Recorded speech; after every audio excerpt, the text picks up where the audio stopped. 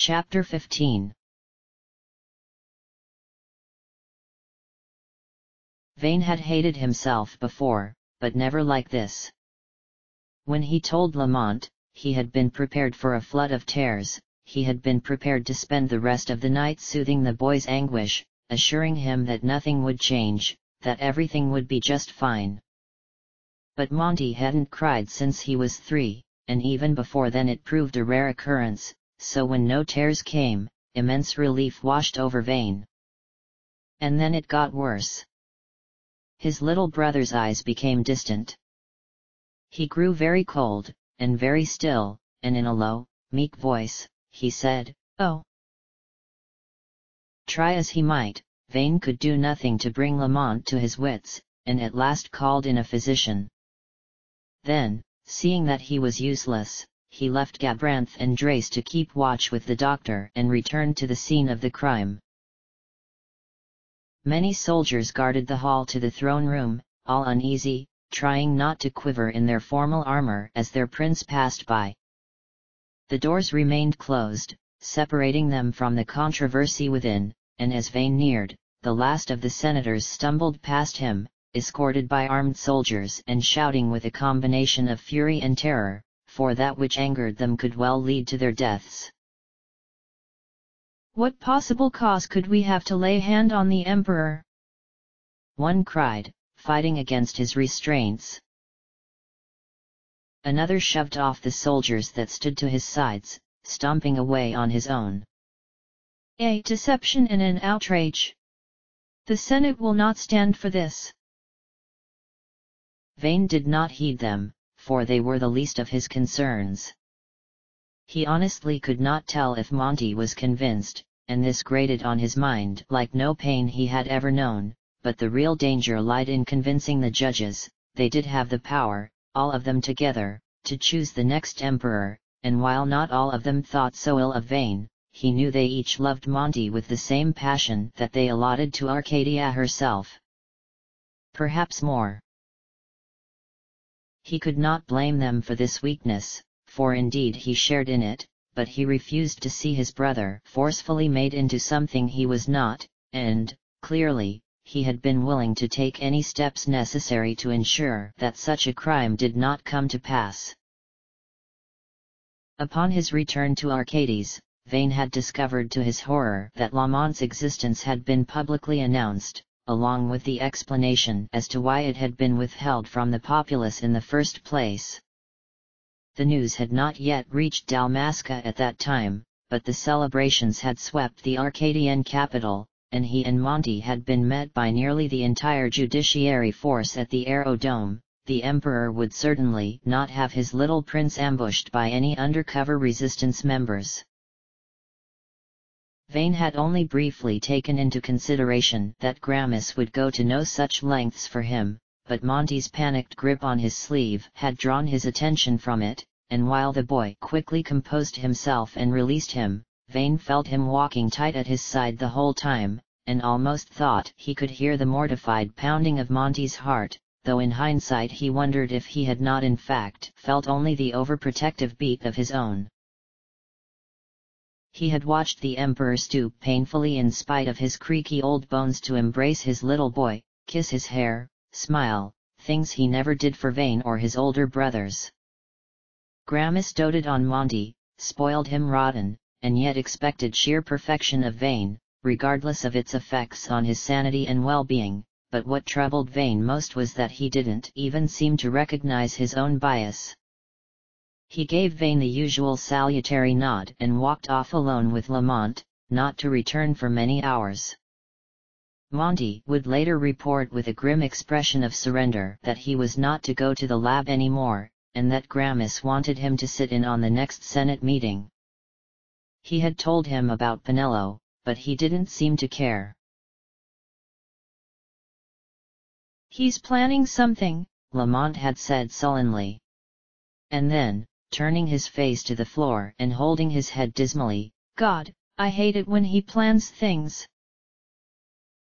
Vane tousled his hair and assured him that they'd find ways to sneak off with Dr. Sid, and that the Senate wasn't so bad, and that his little friend would be allowed to visit once things calmed down, but even if the boy didn't detect the tremor in his voice, he surely noticed the shaking of his hands. Then, unable to stand by while his little brother was led astray, he headed for the throne room. His father had shown him no warmth upon his arrival, though Vane's experience with such things numbed him to the disappointment of it. Gramus preemptively addressed the issue. His rule had been built on preemptive strikes, and told Vane that no harm would come to Lamont, and that he personally would oversee his security from now on. Vane, however, would have none of this. You swore he wouldn't go public until he turned 16, he had growled with low-toned but otherwise obvious disdain. Our circumstances have changed, Gramus insisted calmly. Yes, Vane scoffed. The Eighth Fleet is gone and the Princess of Dalmasca is alive. How do such changes warrant exposing Monty to the public? By the time he is 16, I will be dead. With the country what it is, he will need my guidance. Vane had to resist tossing his head with adolescent rebellion. The Emperor's voice had faded even further from its once authoritative pitch, his breath squeezed heavily, his eyes sank in dim circles of sleeplessness, and the subtle trembling of his hands belied his already dwindling facade of vigor. You're going to name him your successor, Vane said studiously. Did you really not predict it? Gramus replied. His jaw set and his fists clenched, but he'd been raised well enough to keep his emotion from invading his voice. How can you do that to him? He's a little boy, the responsibility will smother him. And you think you would fare better? His father's eyes seemed to suddenly achieve a new level of criticality. These days, you're lucky to make it an entire year without cracking. And Monty is lucky to make it an entire week without escaping. He hates this life, can't you see that? It is better that he should rule his own country than be sold in marriage to another. Better for you. If you cannot abide this, Vane, you would do well to marry yourself into House Margrace. This crisis would not end were I gone, he said with a bitter sneer, just minimally retaining his composure. The Senate hates the very fact that House Solidar exists. If you're just going to hand Lamont over to them on a platter, then by necessity, we must find reason to silence them. Ah, yes, necessity, Gramus mused. Does that word free you, I wonder? I've already informed the Senate that at the end of next month I will be stepping down and serving as Lamont's advisor. Diplomacy oftentimes works as efficiently as the sword. A pause, and then, you show no hesitation to solve matters with blood. And yet you waged war on innocent lands for mere stones, Vane countered. The old man sighed, briefly turning his eyes to the floor and trying not to visibly shake his head in shame. Is this your idea of vengeance, Vane? It is my idea of necessity. Haven't you always known that Monty is Arcadia's future? He may be young, but he's gifted.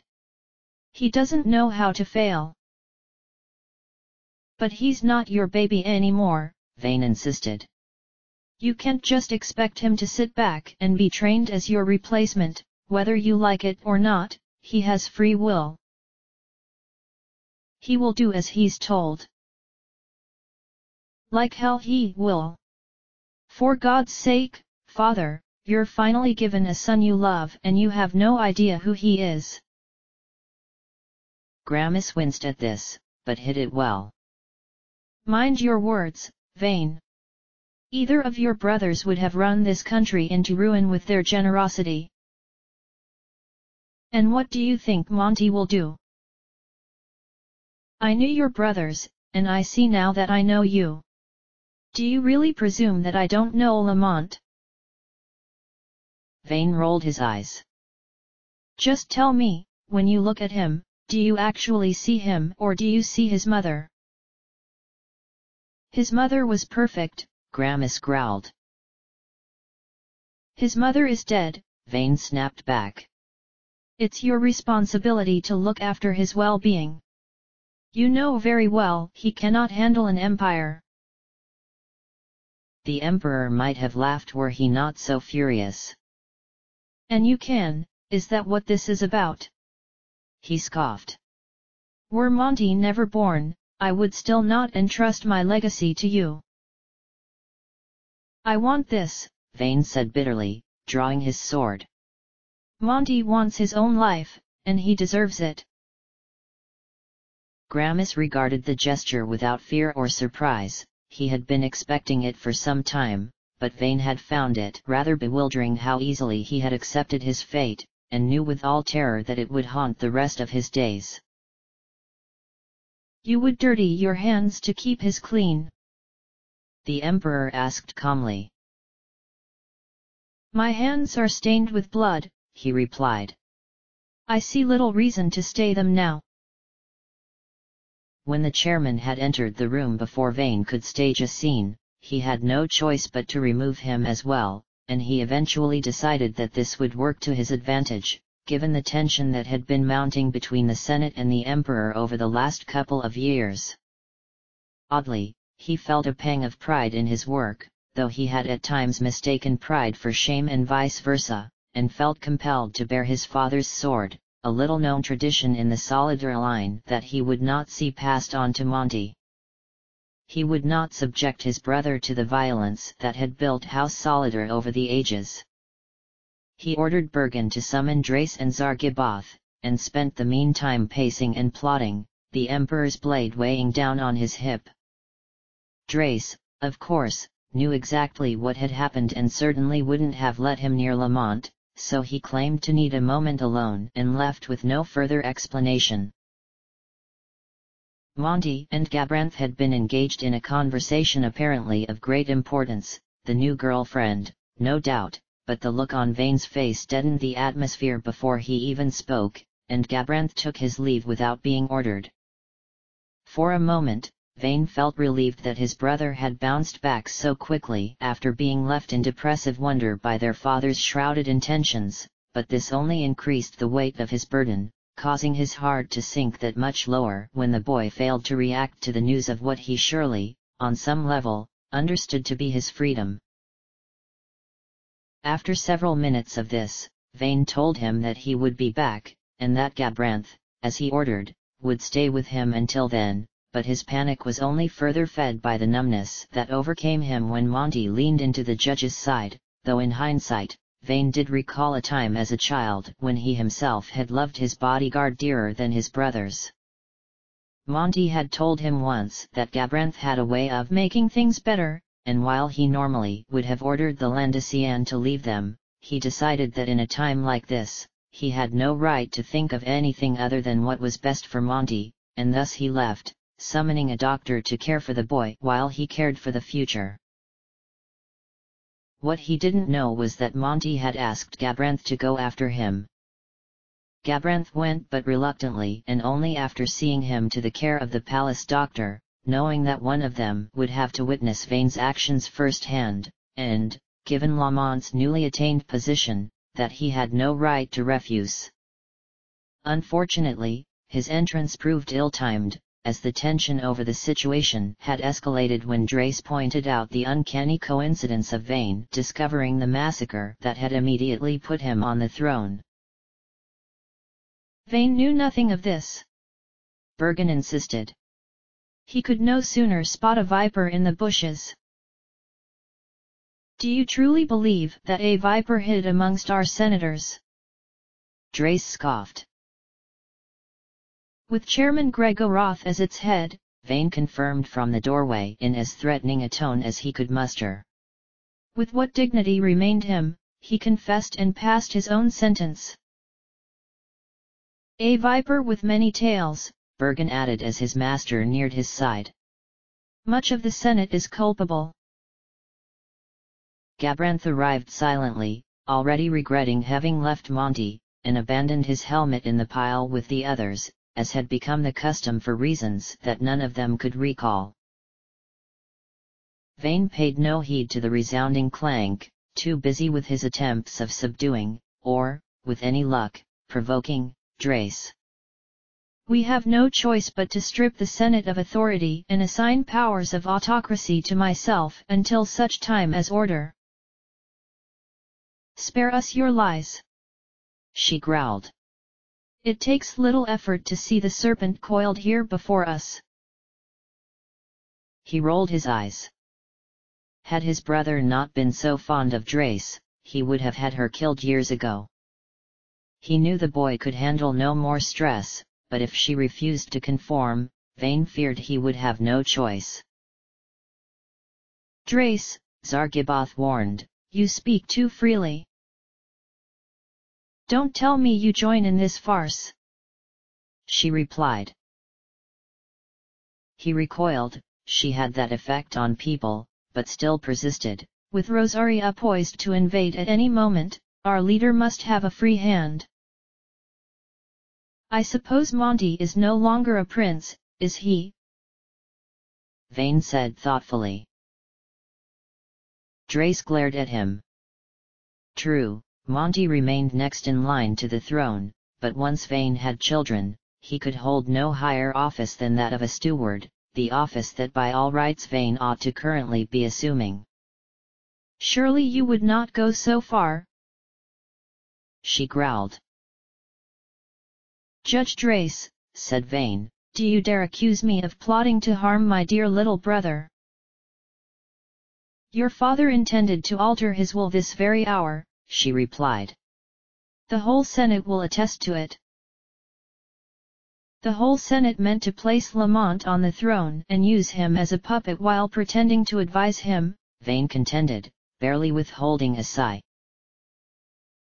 Gabranth stepped in with as humble a tone as he could manage. Drace, you know Monty doesn't want to rule. Let it rest. Who are you to direct his future? She snapped. You've proven beyond all doubt that brotherhood means nothing in the shadow of power. This put him back in his place, and Zargiboth injected his own defense. His Highness now has all that the boy could have taken from him. What reason is there left for any animosity? I assure you all, Vane groaned, Monty is safe with me. Drace's left hand gripped the hilt of her sword, though she still had the wits not to incriminate herself. There is not a single being in all of Ivalice that is safe with you. And you will protect him, is that it? Vane asked coolly. Shield him from the horrors of the world. She glared. Preserve his childhood, whether he likes it or not. He went on. I certainly hope you don't intend to safeguard him from the resistance as you so effectively did for me. Just as he had hoped, this was the final straw. Drace drew her sword on him, there before them all. He could do it now. He could finally get rid of her. I protect him foremost from you, she growled. Easy there. He couldn't resist a small smile. Could you even bear to meet his eyes when you told him? She went on. Did you think about him at all before you did it? I think of nothing but Monty. And yet you honestly have no idea what's wrong with him. I can't protect him anymore, Vane. He knows the truth about you. At this, Vane reached for his own sword, but to his luck, Bergen was the quicker draw, preserving the new emperor's composure by holding his own blade to Drace's throat. That is enough, Drace, he warned. If you truly love that boy, you will end this nonsense. And if I don't, you'll end it for me. She shot back. You leave me no choice, Bergen went on. Vane did not make himself emperor, It was the very ministry of law which you serve. She gritted her teeth. Vane's hand fell from the hilt of his sword, his expression no softer, but clearly more assured, and Gabranth stood a few paces to her side, giving her a forlorn glare that clearly communicated his desperation. All present knew Vane had won. To bear her sword at the Emperor was to bear her sword at the law. This was treason. You wear your saddle well, Bergen, she said at length. She dropped her sword with a sullen clank, and a moment of stillness briefly befell the room, only to be shattered by Bergen's fury in the form of an unwarranted strike against her as she stood unarmed before him. Gabranth stepped forward, but yielded upon noticing that Zargiboth merely stood and watched. He had certainly never tolerated a cheater before, but now he appeared either too dumbfounded or too frightened to take any action in his fellow judge's defense. Though completely floored, Drace had in an instant regained her sword and fended off a killing blow from Bergen, but he quickly resorted to a well-charged piece of magicite. Gabranth hadn't Zargiboth's patience or sensibility, and simply could not stand for two cheap shots in a row, especially not from a bastard like Bergen, and especially not against Drace. Drawing his own sword, he thwarted Bergen's attack, and then in a single strike simultaneously decked and disarmed him. He stopped there, however, noting the look of disappointment Drace gave him, but felt a pang of justification upon catching Zargiboth turn away in an attempt to hide his smile. Vane, however, appeared neither angry nor amused. "Brash, aren't we?" he said with a dry glance of boredom toward the dismally recovering Bergen. Gabranth, Drace made to stand, but Vane placed a hand on her shoulder and forced her back down, then stepped away from her with a slight smirk. "Stay down." Gabranth sheathed his sword at Drace's unspoken command and dropped Bergen's just out of his reach. "A hound begging for scraps at the Emperor's table?" Vane mused, slowly walking up to the Landesian and looking him over with critical, reptilian eyes. "Would you serve another master?" "My only loyalty is to Lamont," said Gabranth. "Not according to the local grapevine." Vane paused to search for some weakness in the judge's eyes, but having raised a 10-year-old, Gabranth had mastered the art of emotionless appearance, and granted him no such favor. "If you truly expect me to believe in your loyalty," Vane went on, "then prove it to me. You may fulfill your duty to the judiciary before us all." He stepped out of Gabranth's path to Drace and met her eyes as he continued. "She has been tried and found guilty." "Your Excellency," Zargiboth said softly, "I beg you reconsider." Vane's despicable words continued to roll, but they were not addressed at Gabranth, and so he didn't listen. He turned to Drace, who looked up at him with an expression that seemed a mix of pure hatred and simple frustration, the kind that was usually followed by a weak smile. This time, however, she shrugged slightly, acknowledging the all-consuming helplessness and wordlessly bidding him forward. A part of him knew that he had agreed to this years ago, that she was after all an Arcadian, and that Arcadia was after all an empire. A part of him had known all along that no soul could be safe under such a government, indeed, not even the emperor's. But Drace had always seemed so indomitable, untamable, and to see her meet such an end served only to tarnish the fragile resurgence of humanity in him. Drace had shown him what it meant to obey a leader in whom no moral confidence could be placed, to sacrifice his image for what meant most to him.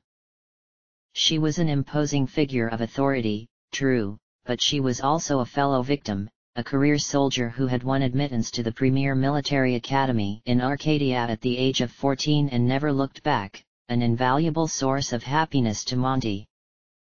It was people like her that reminded him of precisely how his homeland had been conquered. It was people like her that reminded him why he no longer cared. But a part of him also knew that she had agreed to the same fate, and that she certainly must have been expecting it for quite some time. Drace would only abandon Monty if she knew it to be for his own good, and never would she wish this torment on Gabranth, try as she might to convince him otherwise. Reading her expression, he found this sentiment laid bare, and yet he could meet it with nothing but fear. She slowly turned her sword inward, offering him the hilt, and after a moment's hesitation, he took it, kneeling beside her and placing a hand on her shoulder to carefully push her down against the floor. The setting didn't allow for much conversation, but after 9.5 years together, they could read each other's eyes well enough. "Sorry I brought up your brother." It was true.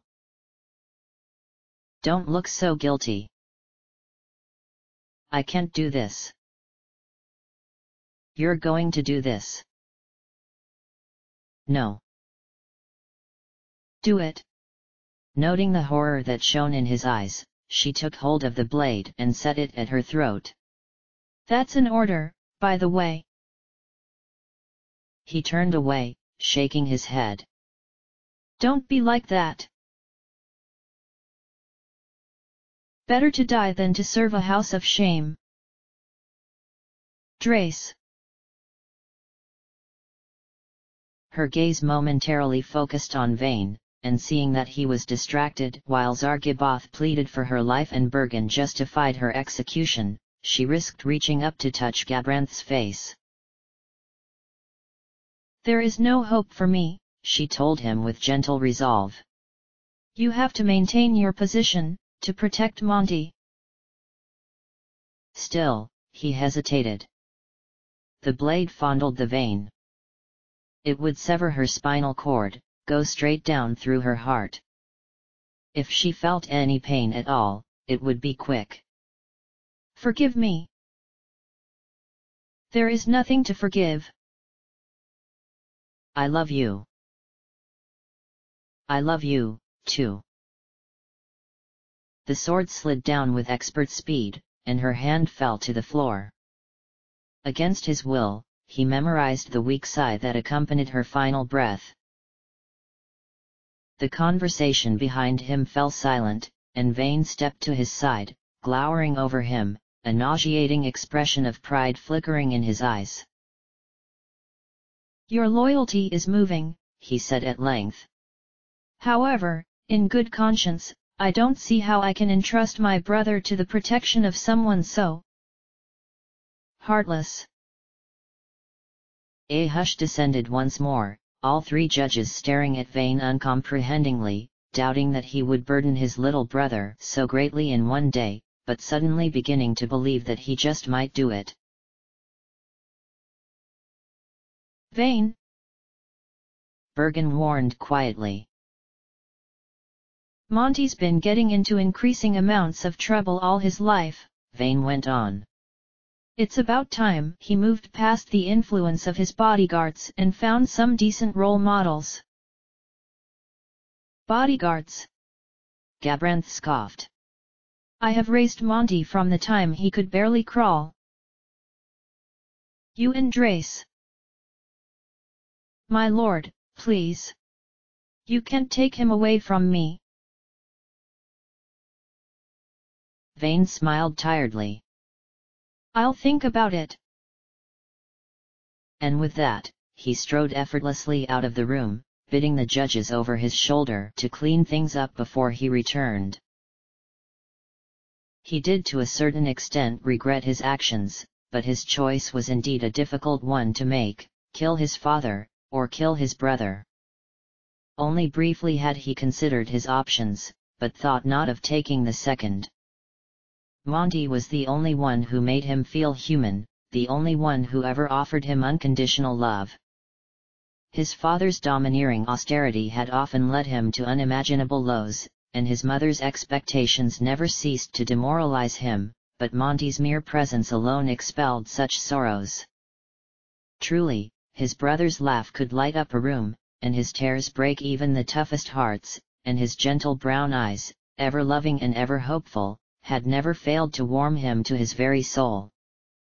He knew the boy's kind-heartedness came from his mother's side, the side they did not share, but it nevertheless proved most contagious, and always managed to lift Vane's spirits. When Monty was near the end of his first year, when he was just beginning to walk, Vane had suffered a nervous breakdown. He was barely 18, and had just seen his first battle since killing his brothers. It was nothing momentous, simply a response to yet another Landesian revolt, but it was the first time since that terrible night that he had found himself with blood on his hands, both literally and figuratively, and he simply couldn't handle it. He couldn't hold his baby brother like that. Normally, his first order of business upon returning to the palace after any amount of time abroad was to find Lamont and hug him, muss his hair, roughhouse, whatever the moment called for, but that day he could think only of cleaning himself, of making himself good enough for his kind, innocent brother. Making himself worthy. But no matter how hard he scrubbed, the blood refused to disappear. Before long, the blood became his own, but that didn't stop him. Zek stopped him. It took a few punches, but he stopped him. An hour later, with his hands bandaged and his mind exhausted, he faced his father, who glared at him accusingly, disgusted by his weakness. Before any words were exchanged, however, Monty tottered into the room, already able to escape his bodyguards despite being quite clumsy on his feet, and started toward Vane at a precarious gallop. Naturally, he tripped on his own feet and fell forward, and Vane, by sheer instinct, reached out and caught him. The boy laughed and threw his arms around Vane's neck, failing to acknowledge the bandages wound around his hands, and Vane simply fell to his knees and squeezed him back. Without a word, Gramis left the room, closing the door behind him. It took him a long time to understand, but once he did, the world seemed gentler. Of course Monty noticed the bandages, he just didn't care. He loved his brother, regardless of how much blood was on his hands. That's what love was about. That's what Monty was about. Since then, Vane's first priority had been ensuring that Monty didn't turn out like him, and so far, he had succeeded. But now he had more than blood to deal with. He had orphaned his best friend. Upon opening the door to Lamont's room, he found him sitting just as vacant as before, and meeting the physician's eyes, he knew that he had little hope. The doctor rose and stepped out of the room, Vane closing the door behind her to prevent Monty from exposure to any further trauma, though it soon proved unnecessary. "Any change?" he asked. The doctor shook her head slowly. "I'm afraid not, my lord. He's in shock, there is no telling how long it may hold him." "I see. Vulnerability now is his greatest fear, it would aid his recovery greatly for his bodyguards to return." Vane's throat caught, but he managed to keep the discrepancy from showing in his voice. "I'm afraid they are currently suspected of involvement in the murder," he said. "I would not trust them with so precious a charge. Is there anything I might do for him?" "Your presence alone I'm sure would comfort him," the doctor replied, "if your excellency can spare the time." He smiled. "For my brother, I can spare anything." It had been clear early on that Lamont would grow to be the spitting image of Vane, indeed, all of Gramis's sons looked greatly alike. There were differences, though, spawning mostly from the fact that they had different mothers. While they shared the deep, impenetrable ebony of their father's eyes, Vane's held a more slender setting, while Lamont's were exceedingly round.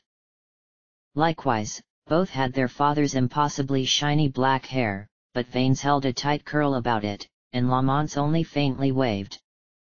Perhaps the greatest difference came in their smiles, but Vane hated to admit it. The simple fact of the matter was that Monty's smile was never a lie. Even as he opened the door, he expected to be greeted with that smile, but found instead a still and unfocused boy, sitting taut on the edge of the bed, gazing emotionlessly at the wall.